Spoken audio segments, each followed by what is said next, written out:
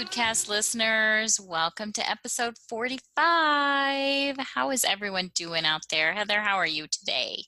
I am well, thank you very That much. is outstanding. I'm only a little bit tired. Only a little bit? That's good. I am perpetually tired, but that's what we're going to talk about today is sleep. Or are we having a nap? Because I was getting ready for a nap. No, let's talk more about how we prioritize sleep and good sleep hygiene. Okay, let's do that. So let's start with sleep hygiene, Heather. Is that really a Wait. thing? Seriously, you're saying hygiene, like you would go to the bathroom and wash your hands kind of hygiene? Well, kind of, because if you're not, I won't say clean, but if you're not particular about the things that you do to get ready for bed, you can end up cranky because you didn't get enough sleep. That's super true. I know. So, what? What? Did you get enough sleep last night, Pete? Because you don't sound like it. I'm not. I never do because, I've never been a good sleeper, but You're a hormonal mess, we know. I am. My stupid thyroid is jerk. Oh, wait, I don't have it anymore, so I guess it's not a jerk. It's totally a jerk. Are you kidding? Yeah. It's the jerkiest thyroid in town. All right, technically I made it a jerk, so I guess it's my fault. But it's not your fault. I just don't want to be sleeping with the fishes. Seriously. Because you're not really that great of a swimmer, so I mean, there's many issues. Well, yeah. I mean, you're fine. You're fine. I can float like the best of them. Oh, yeah. Especially with all that Epsom salt. I was hoping you wouldn't call me out on that. Fine. Well, I will just say, Pete, not to rub it in your face, but I've always been a really amazing sleeper. You have. You are like little queen. I'm telling you, 9 hours is my number. I love 9. 10 is better, but 9 is good for a work day kind of a night. Mm-hmm. But the problem was I hit the big 4-0, and now it's really tough for me, and I have to prioritize getting to bed. Otherwise, the next day is just a wreck. I know, because there's always that, but I just need to do one more thing so that I can feel I get today done. Right. But then you make a mess of tomorrow. Right. And then you end up wasting that day completely and you get nothing done. Right. So there's usually one night a month, hormonal interface here again, where I'm usually up till the wee hours. And that one night will wreck me for a week. Yeah, it can. And because there's no such thing as, I'll make it up on the weekend. No. Once it's gone, it's gone. You don't ever make it up. Yeah, it's like seats on the airplane. They're full or they're not full. Exactly. I was going to say hotel rooms because that's my history, but not everyone gets that. So I really wanted to do this podcast about the sleep so that I have a reminder of what to do and what not to do to get some amazing shut-eye. We are kind of selfish in our topics for the podcast, and I have no qualms about it because it's our podcast. Exactly. And you know what's funny is I'll listen to a podcast and then a couple weeks later I'll go back and I go, oh yeah, I need to hear this again. Thank you. And I'm going, I'm such a dork. It's me. Well, we talked about that a couple weeks ago. Sometimes you're just not ready to hear it, even if you're the one who wrote it.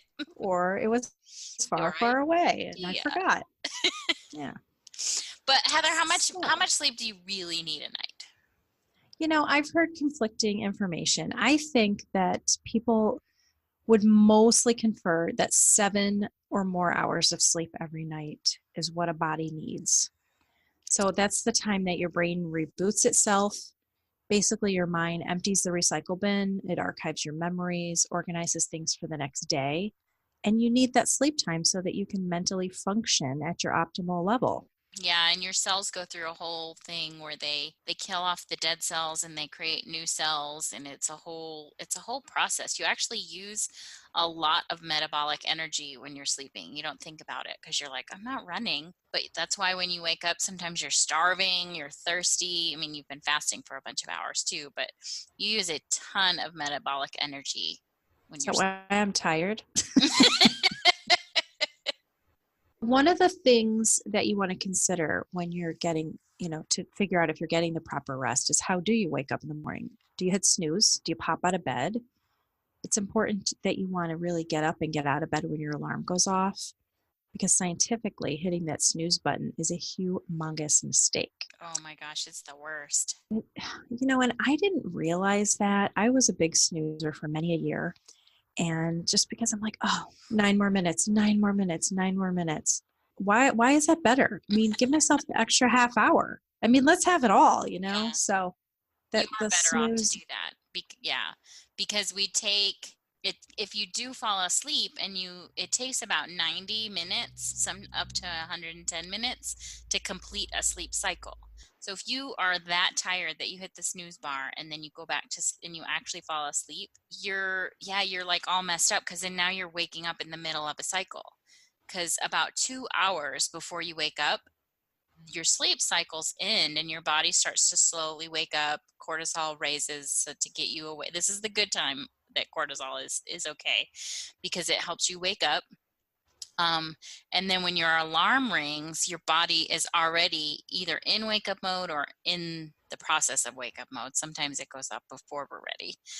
But then when you hit that snooze button and you actually drift back to sleep within those 9 minutes, you're now shuddered awake within the middle of that 90-minute cycle. So like you said, you're much better off to just either set it for 30 minutes later when you really can't get up, or just get up when well, the I mean, even just set it the night before.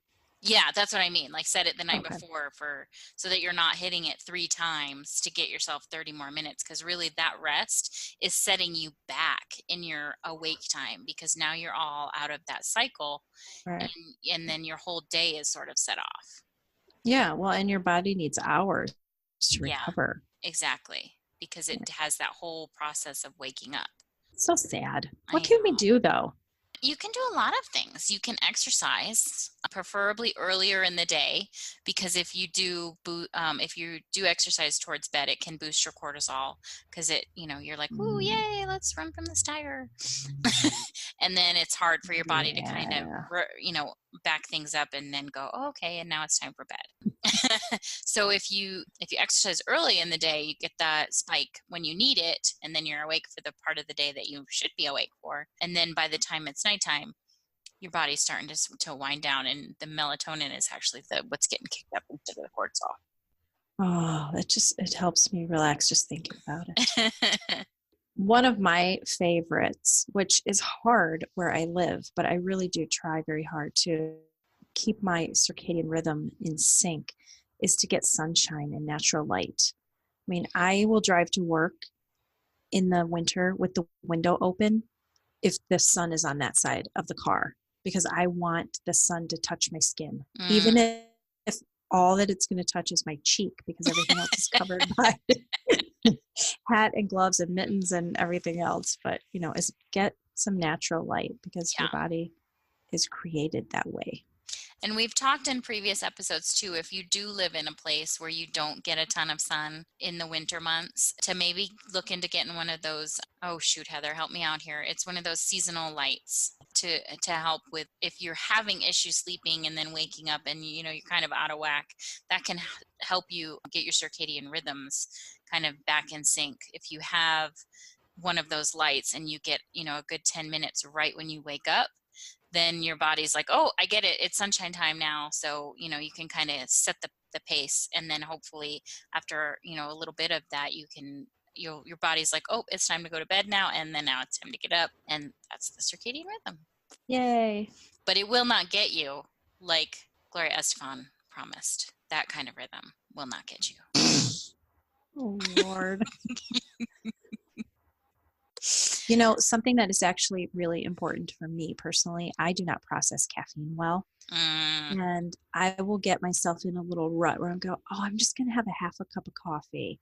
And then, and then the next day, oh, I'll just have 3/4. Oh, the next day I have a cup, and then by the end of the week, I become 2, 3 cups of coffee. Oh, I'm not sleeping, so caffeine is not good for me. I don't think it's really good for anybody in the afternoon or evening.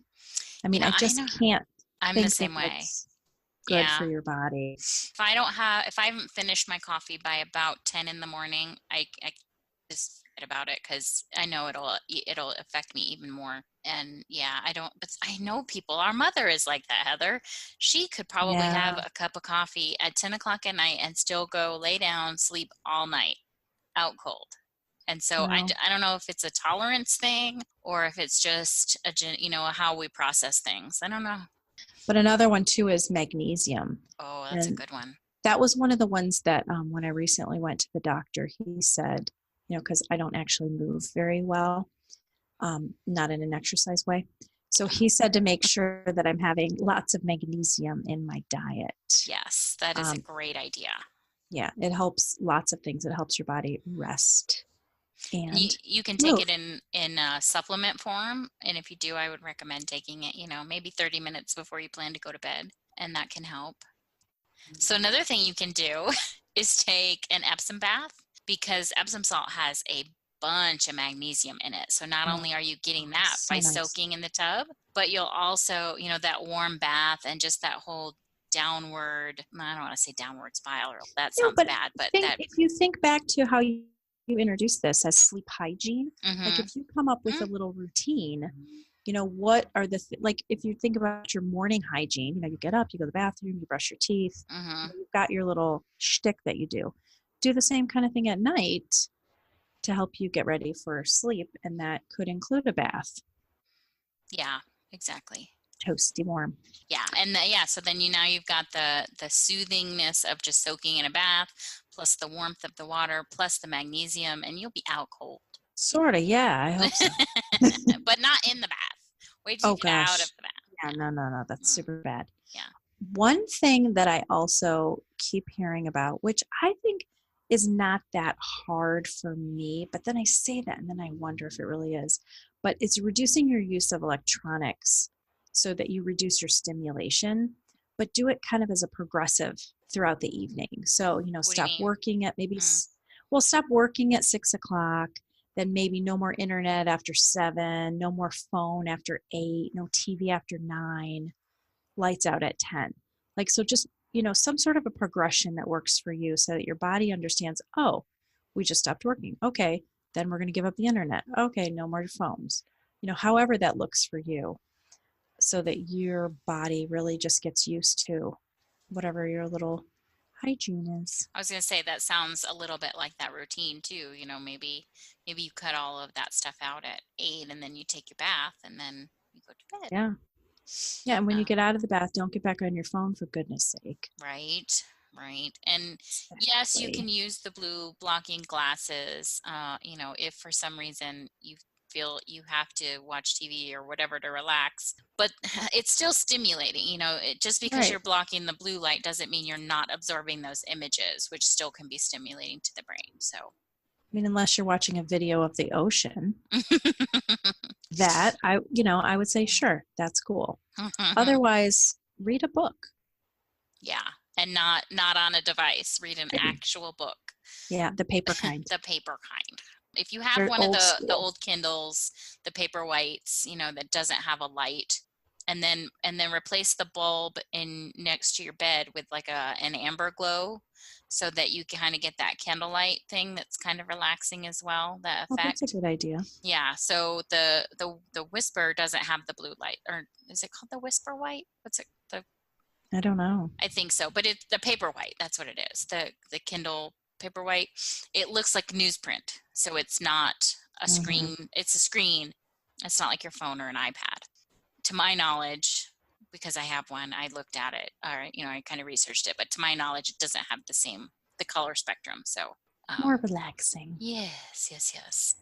So another thing is, and we are not great at this one, but is to keep your bedroom sacred, because like don't have any electronics in there. Leave your phone out in the living room. And if it's your alarm clock, even better, because then you have to get up to go shut it off, and then you're up, when you hear it Right. or You're something. not going to hit the snooze and then go back to bed. And then walk Yeah. all the way back or Just something. then you're an idiot. Right. Yeah. So, and no TVs, no keep all that stuff out, not just for the again for the the light that it emits, but you don't want to be tempted to look at it either and get those images and get stimulated and have your brain kind of going, ooh, what's going on in Instagram? No, that's not what your brain needs to be thinking about at bedtime. No.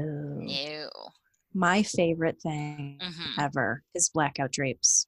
Oh. I love them. And the weather just turned here, so we've been sleeping with the window cracked a little bit, so I have to pull up the blackout drapes to let the air in. Mm. And I'm going, oh, I love having the window open, but I really miss the blackout drapes. So it's, it's sad, but it's happy, but it's sad. Well, you So can always wear an eye eye mask mask. when you Oh, have for to, yeah. sure. I have eye masks in all my travel bags and next to my bed and everywhere because I cannot be without one. Yeah, And that's a good earplugs. one. Yeah, I was gonna say, and earplugs for a whole lot of reasons. Many reasons. So we've talked about it a little already too, but like, creating that ritual, that hygiene before you go to bed. Maybe have a cup of tea and then read for 20 minutes. Maybe it can be a nice herbal tea, or have something like that where you're just in that wind down kind of mode. Love it. I Yeah. love it. One of the things that we do in my house is we use CBD oil. And I'm not really going to talk about that because I have not done all the research to give you all the science, but go Google yourself and Google yourself. I mean it. But there's lots of really good information out there that is coming to light. So it's one of those things that it's intriguing. It is. But just to be clear, in case any people I work with listen to this, I do not try CBD oil. Yes, only at the sister's house, only not at at the sister's house. And that was Patty, just to be clear. I do not use CBD oil. Okay. Wow. Meditation. Oh, sorry.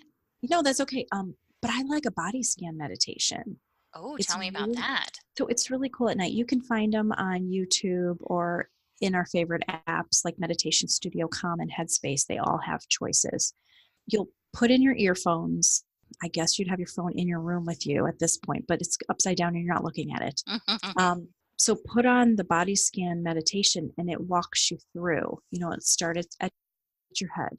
You're laying there like in a Shavasana pose, and they'll say, okay, check your brain. You're feeling any tension anywhere in your head. Relax your eyebrows, relax your nose, and goes all the way down your body. By the time you get to like somewhere in your mid leg, I mean, I'm ready to just zonk. So I recommend it.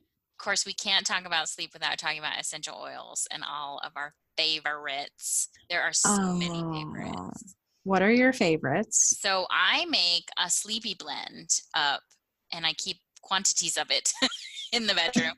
And it's basically it's a lot of cedar wood, and then it's got some vetiver, some valerian, some orange. And I know some people think orange, that's very stimulating. It can be for some people, so you kind of got to figure out what works for you. But for me, it just kind of creates that happy, like I'm just like, oh, orange, which is a really nice way for me to go to sleep with, kind of almost a gratitude, really. We'll post the recipe for it, but I love that. And I make it, like in a 15 ml bottle, so that I can just use it for a couple months and then make up some more and stuff. But you can try out some other ones. A lot of people, of course, most of the world, lavender is one that is nice and relaxing. For me, it's not. It's one that kind of gets me stimulated, and I really don't understand the science behind it, but there's a few of us out there that are like that. So, but try it. Again, vetiver, valerian, cedarwood, any of the tree oils are usually really nice and grounding. So pine, northern lights, black spruce, any of the Idahos, those are all really nice and grounding and can kind of help you get that calm that you need at that time of the day. Heather, what are some of yours? There's a couple blends. One's called Tranquil and the other Mm. is Rutavala, and they're already in a roller. And I love to put them right at my chest because then I can smell it. Some people put things on the bottom of their feet, like it's one of the ones you don't love the smell. So Yeah. either which way, if you want to smell it, keep it close to your nose. And I just find that amazing. I've also done a spray bottle, where you put the Mm-hmm. oils in a spray bottle, top it off with water. then you can spray it on your pillow, your sheets, Yeah, that's nice. the Uh, whole room of relaxation. Yes.